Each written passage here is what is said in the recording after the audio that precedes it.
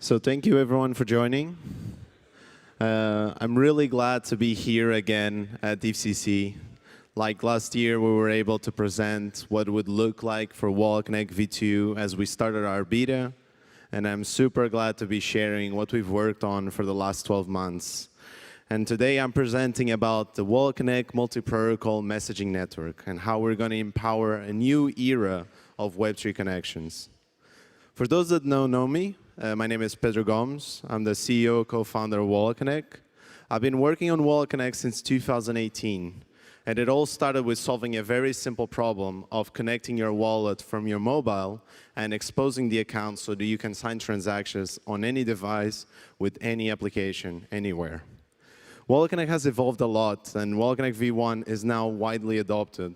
And now with 2022, we're expanding the scope with a brand new mission where we broaden the offerings that we have as a product. A suite of APIs to empower Web3 connections. We have WalletConnect Sign, the one that you know and you love, that allows you to sign transactions remotely, securely. WalletConnect Auth, that allows you to authenticate into any website, whether that's Web 2 or Web 3, to log in with a one-click passwordless login. WalletConnect Chat, direct messaging between wallet users, and WalletConnect Push, so that you can receive notifications from your favorite apps directly into your wallet. Today, I'll be talking about WalletConnect Chat and how that's going to change Web3, and we're going to be able to directly message wallet users from any wallet. Chat is the next frontier for Web3. Web3 has evolved from DeFi to DAOs, DEXs, NFTs, stablecoins.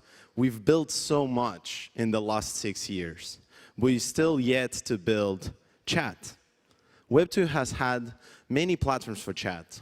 Chat that you use for Teams, chat that you use to video call your family, chat that you use for Instagram. But what about Web3? How can we chat with each other in a Web3 context? It's a completely new paradigm in Web3 because you always have to put users first. Self-sovereignty is extremely important, and we made sure that WalletConnect Chat preserve those qualities. You chat on your terms. WalletConnect has always been neutral, interoperable, and built a platform that enabled developers, both apps and wallets, to build the best experience for the users. So with WalletConnect Chat, you can message any address on any wallet on any chain.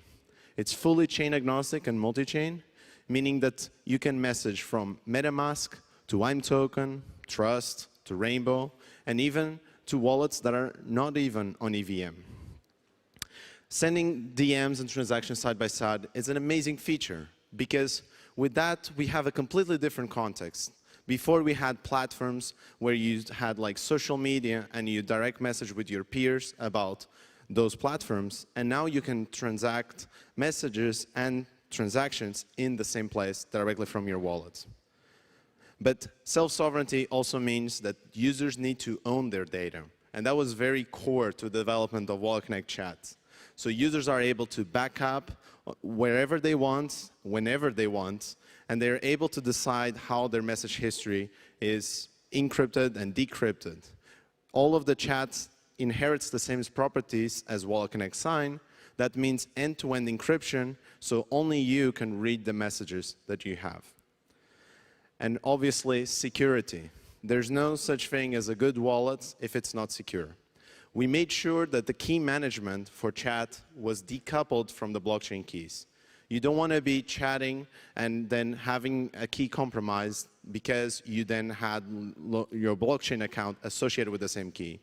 So WalletConnect Chat keys get their own set of keys on a completely different algorithm than you're used to in Ethereum.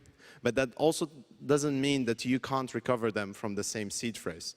It just means that they get derived for a very specific purpose.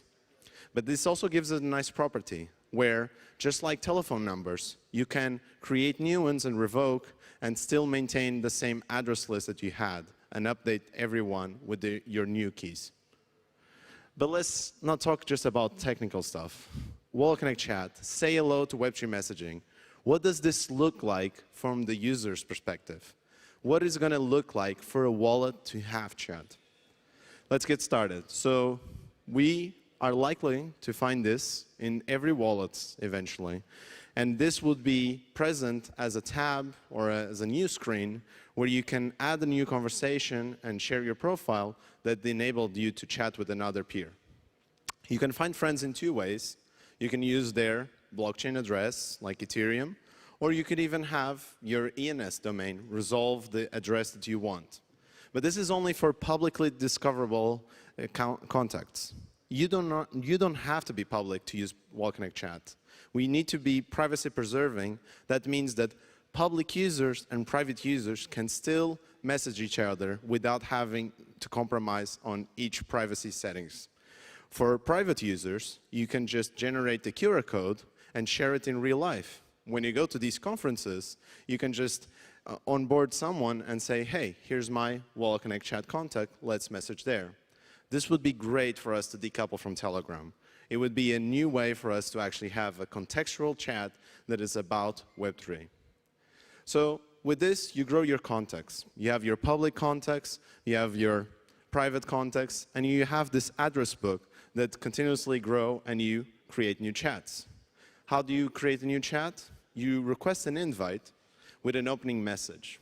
It's very important that this message is clear to the other user to understand why are you inviting me to chat in the first place. And then using cryptography, we make sure that this chat is locked until the other user has actually accepted.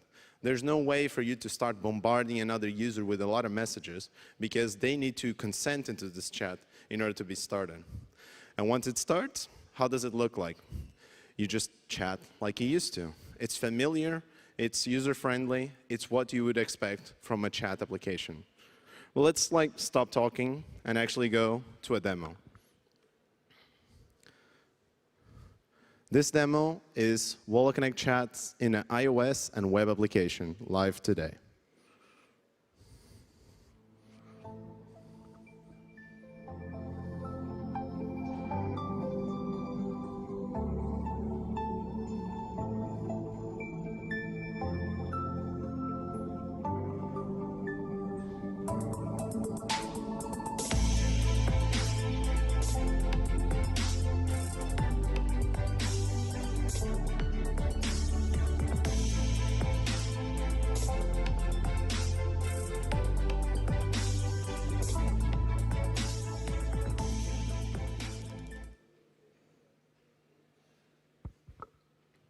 And that was WalletConnect Chat.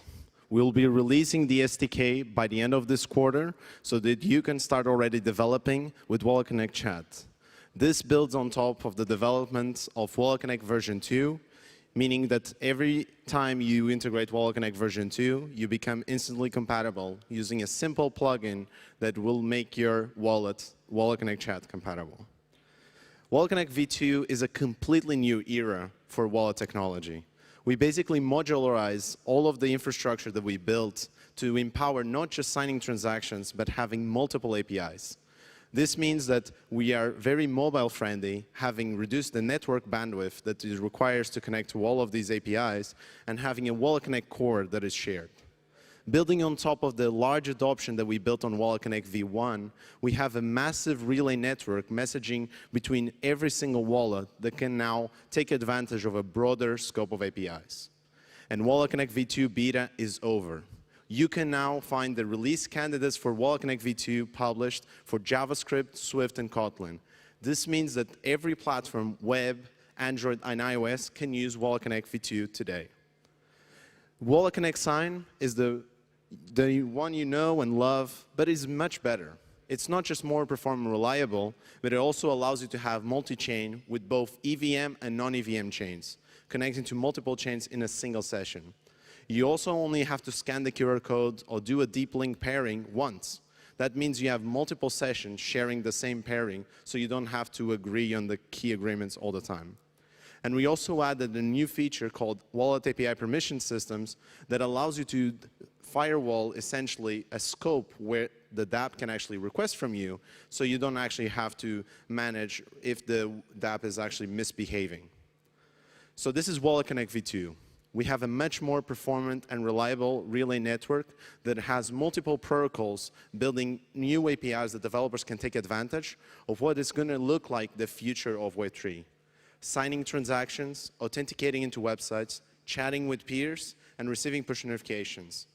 We are working on all of these things, and we have often chat being released by the end of this quarter, and we hope to show you guys push in the next year. We still maintain our mission to work with any wallets, any app, and any chain. That's core to WalletConnect, not just for technical reasons, but also for philosophical reasons, what people believe is a public goods that needs to be built for a good wallet experience. We're basically a gateway into Web3, and we need to step into a new era where Web3 connections go broader than just signing transactions. We're not just signing transactions and connecting wallets and apps. We're essentially connecting people. Thank you very much, and thanks a lot for the team that made this possible. This is WalletConnect V2. Check out our website.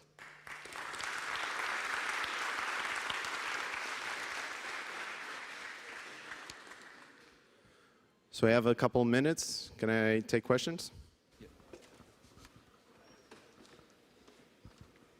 Yeah, this is super exciting. I wanted to ask, like, how do you plan to get people to use WalletConnect chat, like, if they already have like a network on Telegram or Instagram or like any other like Web2 messaging platform? So one of the things that I believe WalletConnect chat has is that it's focused on one-on-one messaging within a context of Web3. Just like you do not share the context between Instagram and Twitter and Telegram, they have very different contexts, so it's likely that you have different social circles that you're actually chatting with. And it's very clear, it's very important to make it clear that it's made for one-on-one chat. So I actually believe we actually will see experiences being built on wallets like sport chats and bot chats that would actually enable onboarding new users. So you're not just talking to your peers, you might even be talking to your own wallet that's helping you out.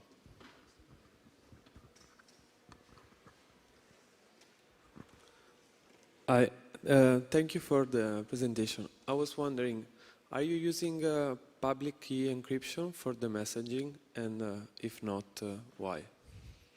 So we're not using the same public keys as Ethereum, because Ethereum was developed with CESP256K1 algorithm, which was designed for signing and not encryption. So what we used instead was curve 25519, which is a specific curve that is much more specialized for this use case. And what you actually end up doing is registering a different public key for each address. This could look like as a key server that we maintain, or even in your ENS domain, you can have a record that says WalletConnect chat and which public key to encrypt, that it's different from your blockchain public key. Thanks.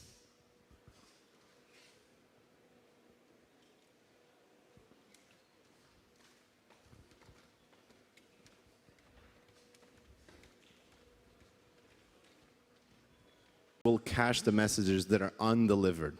So while the user is offline, they will be encrypted until you actually go online again. But once they're actually delivered, they're stored locally in the wallet. Okay, okay. So you're not planning on using any peer-to-peer storage network to have, for people to store maybe files that they want to have as publicly accessible or something like that? So right now it's not within the scope. We're just trying to enable messaging to happen between wallets.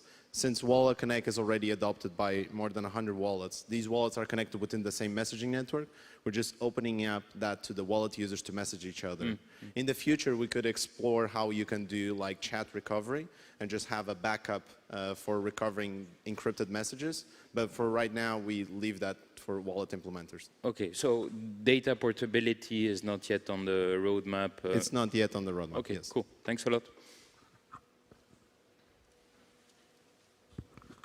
Hi, very exciting, and I love WalletConnect too. My question was, do you intend to keep WalletConnect as a public good, or would you like at some point to monetize what you're building? So one of the things that we learned is that we explored multiple peer-to-peer networks. As you know, WalletConnect V1 is essentially a cluster of like centralized servers, and WalletConnect V2 is built in a way that it's an internal peer-to-peer network where we will onboard new partners to actually operate nodes and make it decentralized. It's different than what you would find, for example, with libp2p, because libp2p uses gossip, and gossip actually reduces the performance. And in this case, WalletConnect has a very specific use case of one-to-one messaging. So we're building our own messaging network that optimizes for that. And that will look like as a WalletConnect network. So WalletConnect Cloud is just an intermediate step into the WalletConnect network. So WalletConnect Cloud would be the first node operator, and then we would see other node operators coming along. Okay, I think that's all. Thanks a lot for your questions, and thanks for coming, and enjoy WalletConnect.